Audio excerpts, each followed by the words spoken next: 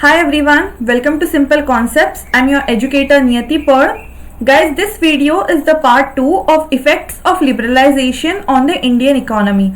So before we actually start up with our actual lecture, let me tell you all, आप अगर आपका UPSC CSC का 2021 का अगर आप सिलेक्शन इंश्योर करना चाहते हैं, then there is a golden opportunity for you. There are 3 comprehensive batches that are going on Unacademy Plus, wherein they have dedicated complete preparation के लिए आपको वो सारे लोग dedicated रहेंगे.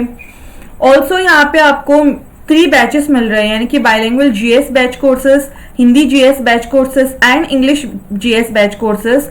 They are starting from 8th of June 2020, wherein there is a full syllabus coverage. ये आपको एक added benefit मिल सकता है इसका.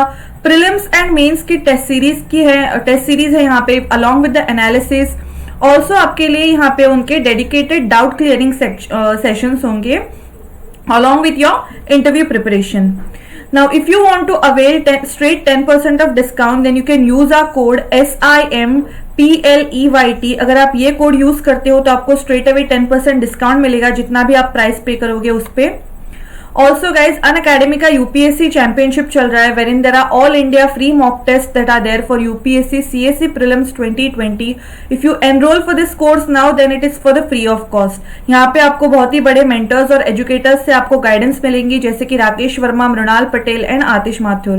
सो having said that guys, let's start with today's lecture. Also, if you want to get all the notes in the form of PDF, then you can join our Telegram group. The link of the group is given in the description below.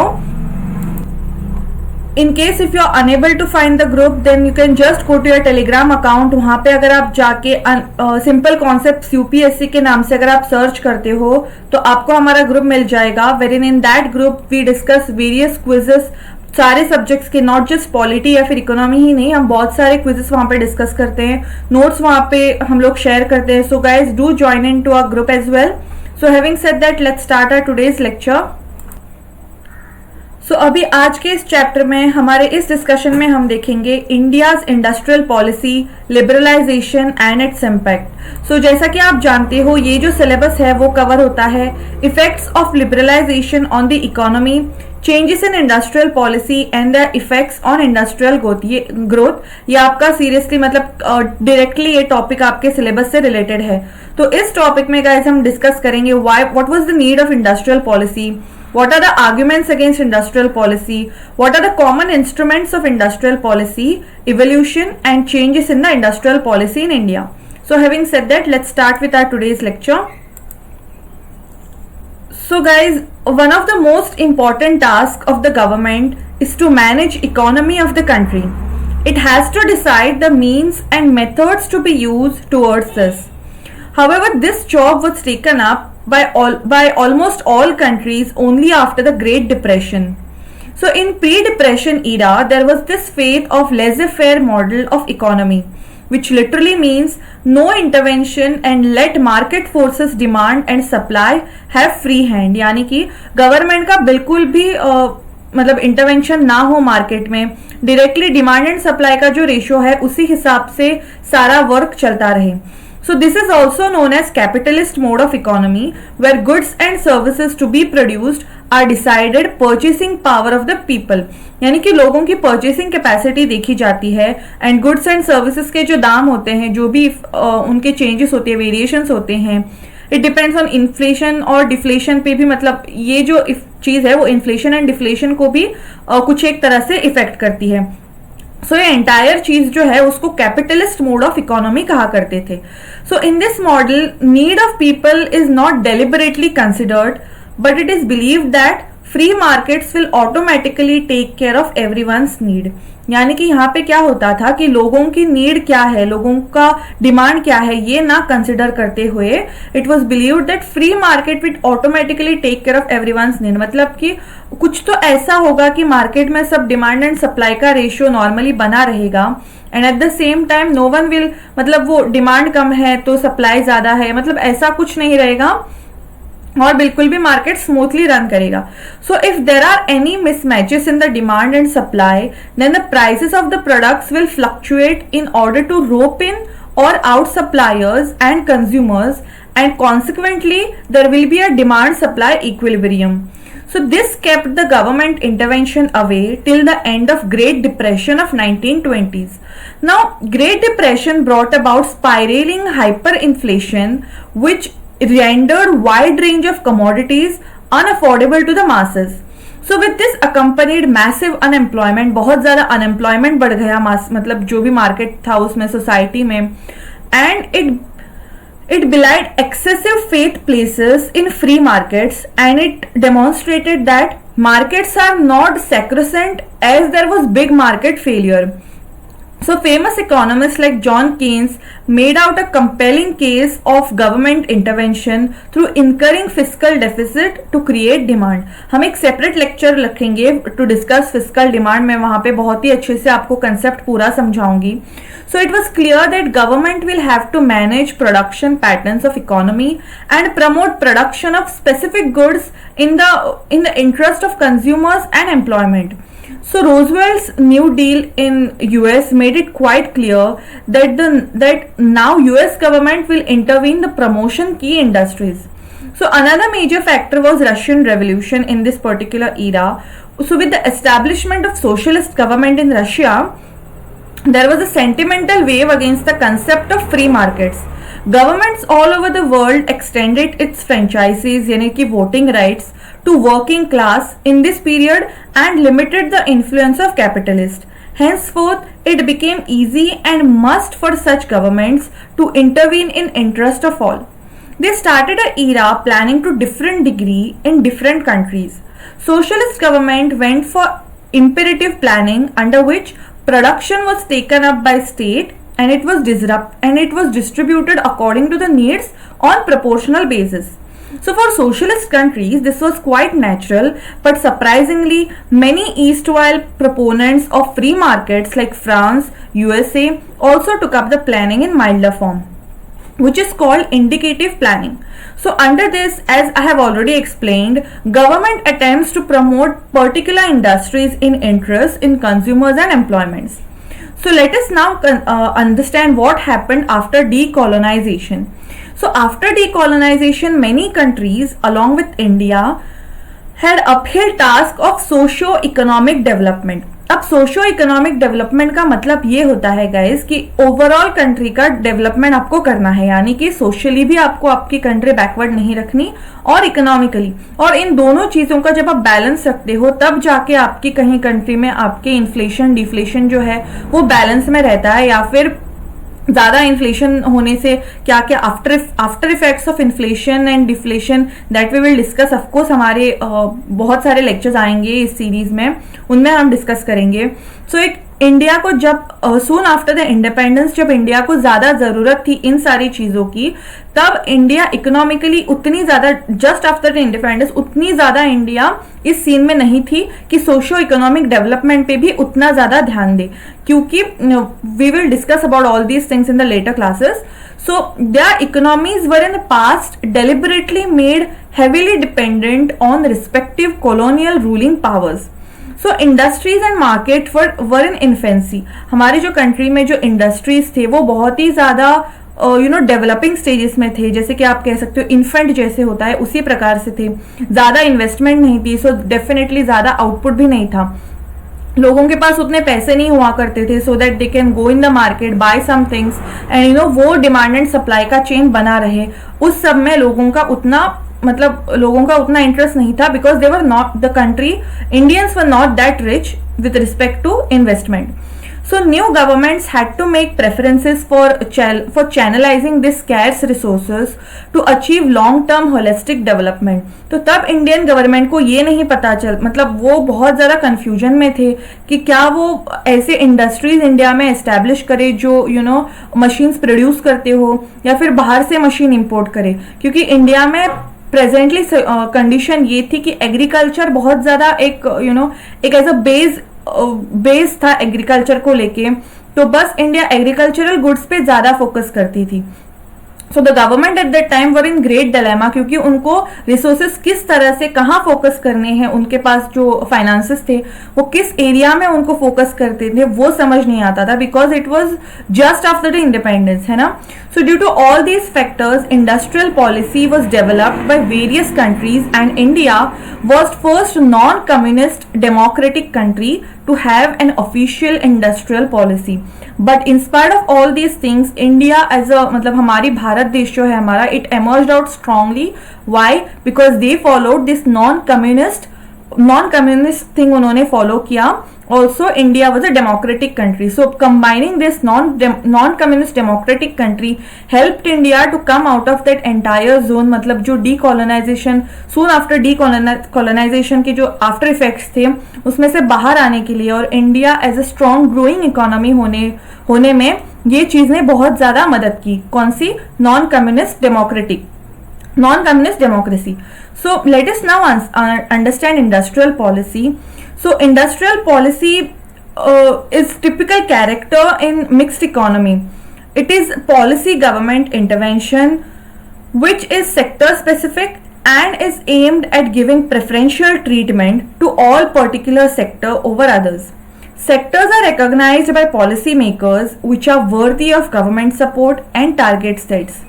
We have already seen, हमारे previous classes में we have already seen government support towards renewable energy sector, organic farming, food processing and export promotions of various products. So all these were the part of industrial policy. Now let us understand why industrial policy is desirable. Let us move on to our next slide. Now let us understand why industrial policy is desirable. So first is knowledge spillover. So industries have certain degree of knowledge spillover effect on economy.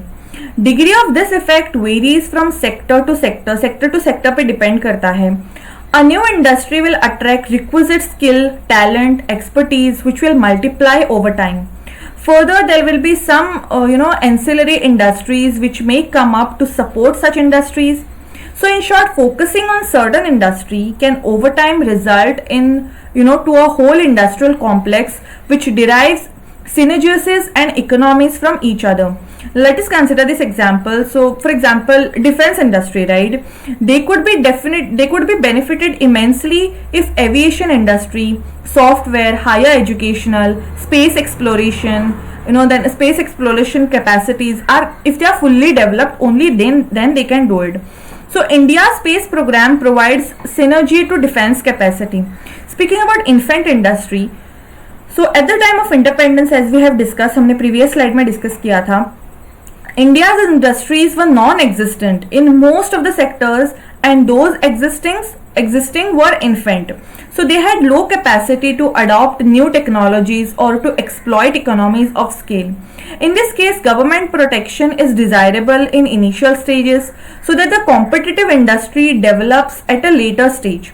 Without government support or protection may be present on competitive industry would never have come up. In short, these industries need protection from foreign competition. उनको protection चाहिए होता है क्योंकि foreign competition से, because as we know the other industries in foreign they have उनके franchises होते हैं most of the जगह पे, most of the countries में, जैसे कि हिंदुस्तान यूनिलीवर हो गया. जिस भी कंट्रीज में जाते हैं वहाँ के अब अगर वो अफगानिस्तान में जाएंगे तो उनका अफगानिस्तान यूनिलीवर होगा, because they are in India, they are like Hindustan Unilever. So Indian industries तब के टाइम उतनी ज़्यादा स्ट्रांग नहीं थी क्योंकि डेफिनेटली उनमें इन्वेस्टमेंट नहीं थी. सो क्योंकि इन्वेस्टमेंट नहीं थी सो इतना फास्ट ग्रोथ पॉसिबल नहीं था. So speaking about coordination failure, so an industry doesn't exist और survive in isolation, that we all know. बहुत सारी चीज़ों की ज़रूरत पड़ती है, बहुत सारे फैक्टर्स रिस्पॉन्सिबल होते हैं एक इंडस्ट्री को ग्रो करने. फॉर एग्जाम्पल वहाँ का इंफ्रास्ट्रक्चर, क्या उनको गवर्नमेंट टैक्स पे करने में उनको कंसेशन देता है या नहीं. अब हाल ही में गवर्नमेंट ने हमारे न्यू पॉलिसीज इंप्लीमेंट की है, जैसे कि अगर आप न्यू इंडस्ट्री होती है तो आपको इंफ्रास्ट्रक्चर प्रोवाइड किया जाता है, या फिर अगर इंफ्रास्ट्रक्चर ना भी अगर पॉसिबल नहीं है तो कंसेशन दिया जाता है कि अगर आप रूरल एरिया में अगर आप इंडस्ट्री एस्टैब्लिश करते हो देन गवर्नमेंट आपके पास से बहुत कम टैक्स ले लेते हैं या फिर लेते ही नहीं कई कबार, so that you can focus on rural आप एम्प्लॉयमेंट पे आप फोकस करो. So all these things are utmost important for an industry's growth. So It needs other industries. It also needs other industries which feed it raw material at a reasonable cost and quality. Other industries भी possible होती है, जैसे कि आप example के तौर पर अगर आप ले लो कि शुगर इंडस्ट्री जो है उनको शुगर केन प्लांटेशन के थ्रू उनको वो उनका रॉ मटेरियल होता है, right. So further many other industries that will act as customer are needed for survival of this industry. For example, we can say another example is that iron and steel industry. It is most important sector of economy. It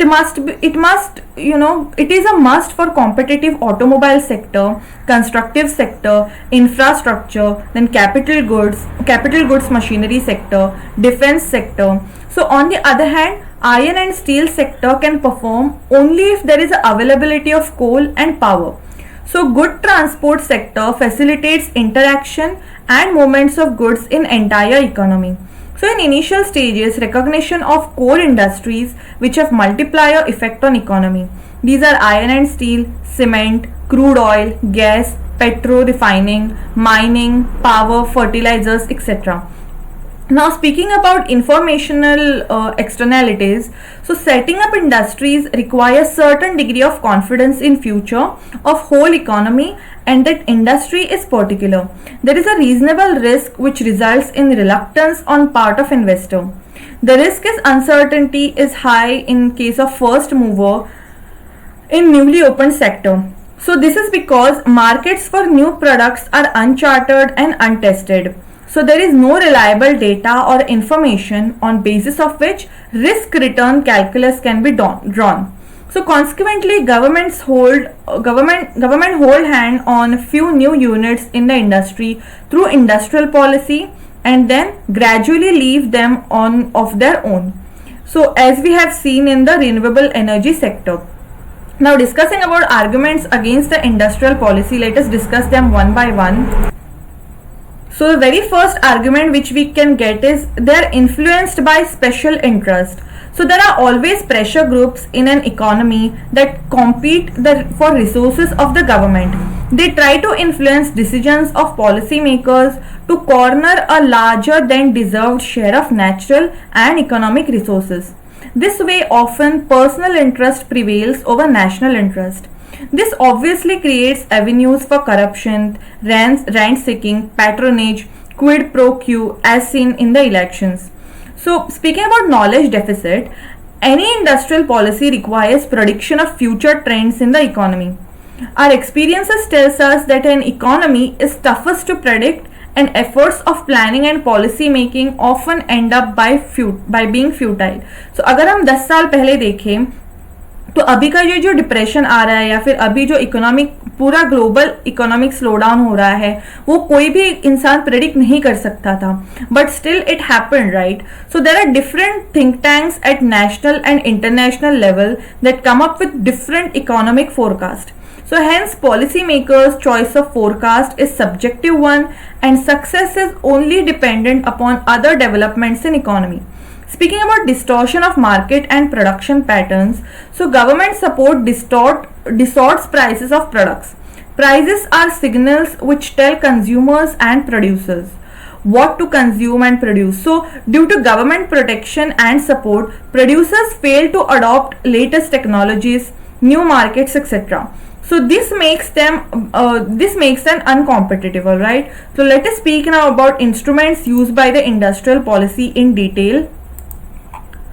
So guys, speaking about industrial instruments used by industrial policy, so India after independence deliberately opted to promote heavy capital industry which was to be under state control. This was implemented through 5 years plan. So after second year plan, what is popularly called as Nehru-Mahaladobis model was adopted. So investments were used through state-owned PSUs in various sectors such as hydro, thermal sector, nuclear power sector, then iron and steel industry or SAIL and mining, etc. So this time there was another opinion from some eminent economists in favor of support for traditional handicraft sector and agroeconomy, which was Gandhian model. In India, which was employment intensive, so in this case heavy industries will lift to markets. But Congress government opted for Mahalanobis model and debate over these choices still continues. Regarding the Nehru-Mahalanobis model was instead capital intensive, so there was a strong affinity to heavy industries at that time. Developed countries' progress and decent standard for living endorsed investment in favor of heavy industries. So at the same time, the government of USSR was pursuing rapid industrialization, and our leader were in strong influence of socialist ideas originating in USSR. So to balance this loophole, India's small-scale industry was protected from external and domestic competition. For protection from external competition, high tariff and non-tariff barriers were placed, and in case of internal competition and certain industries were reserved only for small-scale sector.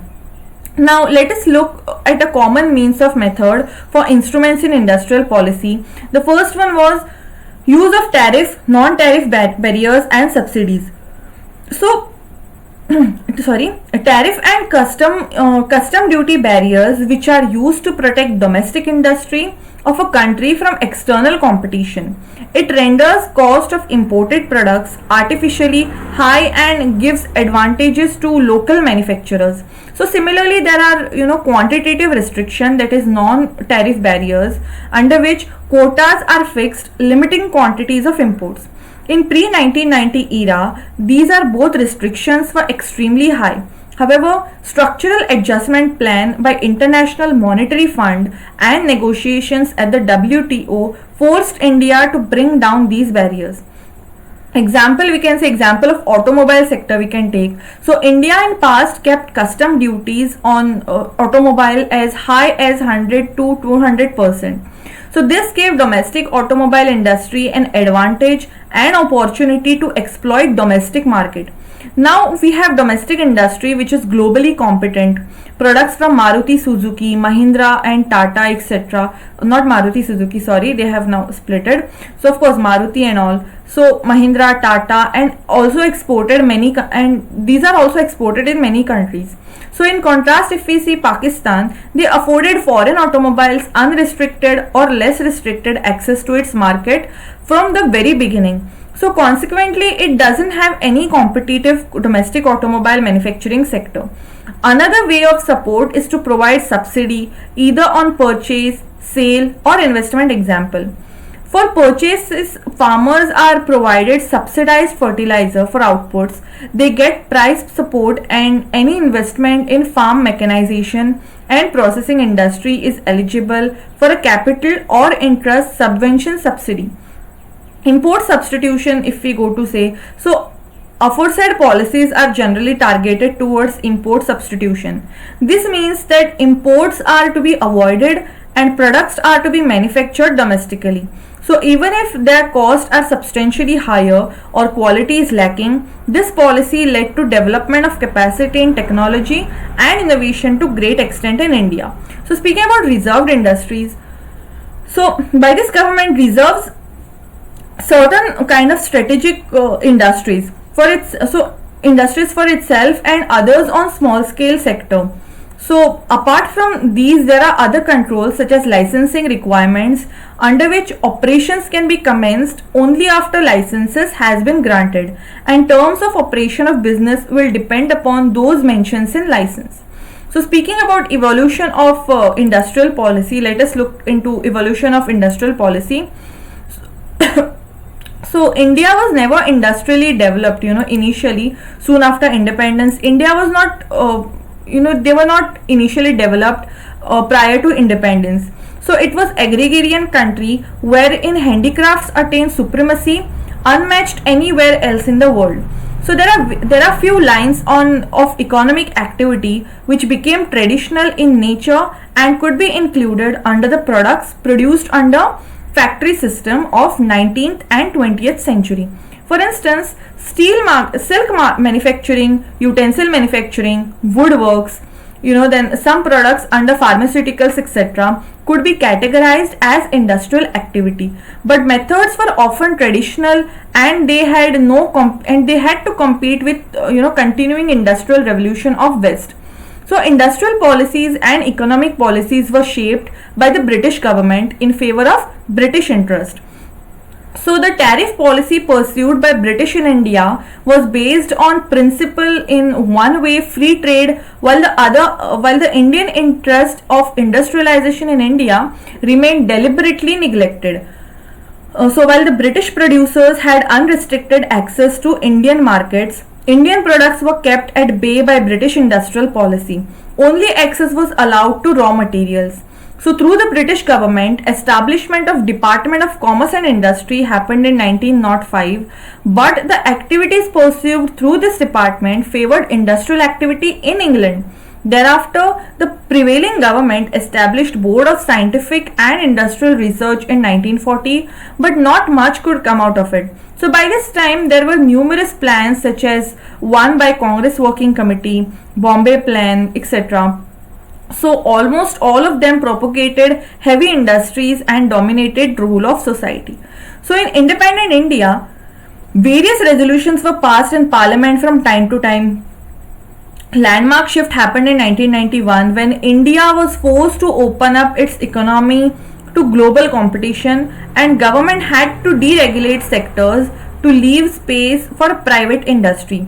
We have mentioned some of the industrial policy. We will quickly brush it up. The industrial policy resolution of 1948. So after gaining independence, it was necessary to have new policy for industries of the country.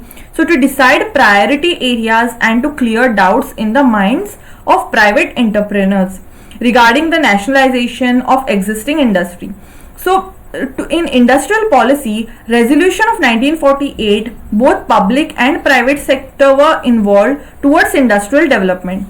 So according to industries, they were divided in four broad categories. The first one was exclusive government monopoly, then government monopoly for new units, regulations, and unregulated private enterprises. Let us look each one of them one by one briefly. So speaking about exclusive government policy, so this included the manufacture of arms and ammunitions, production and control of atomic energy, and the ownership and management of railway transport. So these industries were the exclusive monopoly of the central government. Speaking about government monopoly for new units, this category included coal, iron and steel, aircraft manufacture, shipbuilding, manufacture of telephone, telegraphs and wireless apparatus, excluding radio receiving sets, and mineral oils. New undertakings of this category could henceforth be undertaken only by the states. Speaking about regulations, so this category included industries of such basic importance like machine tools, chemicals, fertilizers, non-ferrous metal, rubber manufactures, cement, paper, newsprint, automobiles, electric engineering, etc., which the central government would feel necessary to plan and regulate. Speaking about unregulated private enterprises, the industries in this category were left open to private sector, individual as well as cooperative. So the main thrust of the 1948 industrial policy was to lay out the foundation of mixed economy, where both the private and public enterprises were to be given importance and the work together to develop the economy to accelerate the pace of industrial development. So guys, that's all for this particular class. If you like this video, do hit the like button. अगर आप हमारे platform पे नए हो तो subscribe button के साथ साथ वहाँ पे नोटिफिकेशन बेल आएगा, उसको भी प्रेस कीजिएगा so that you can get notified every time we put any video on YouTube. Part 3 of this particular topic will be out soon. So till then, stay tuned guys, and thank you for watching.